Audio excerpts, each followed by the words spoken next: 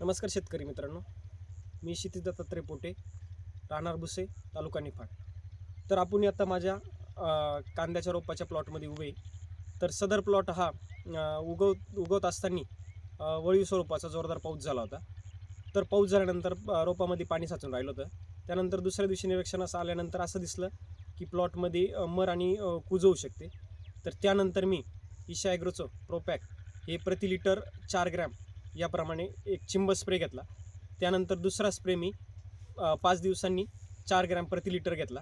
त्यानंतर तिसरा स्प्रे मी साधारणतः 35 ते 40 दिवसाच्या आसपास स्प्रे घेतला. तर या स्प्रेचे मला असे फायदे झाले की माझ्या रोपामध्ये कुठल्याही प्रकारची मर कूज आली नाही. किंवा तुम्ही बघू शकता, हे सदर रोप आहे माझं, याला हिरवेगार पानं, त्यानंतर मुळीची ग्रोथ एकदम व्यवस्थित आणि कांद्याच्या रोपामध्ये असलेली मेन मांड, रोपाची मांड ही एकदम परिपक्व झाली आणि बुरशीजन्य रोगांचा याच्यावर प्रादुर्भाव झाला नाही. तर मी साधारणतः या प्लॉटवर 3 स्प्रे घेतले होते. मित्रांनो, मी प्रोपॅक वापरले, तुम्ही पण वापरा, याचा नक्कीच तुम्हाला फायदा होईल.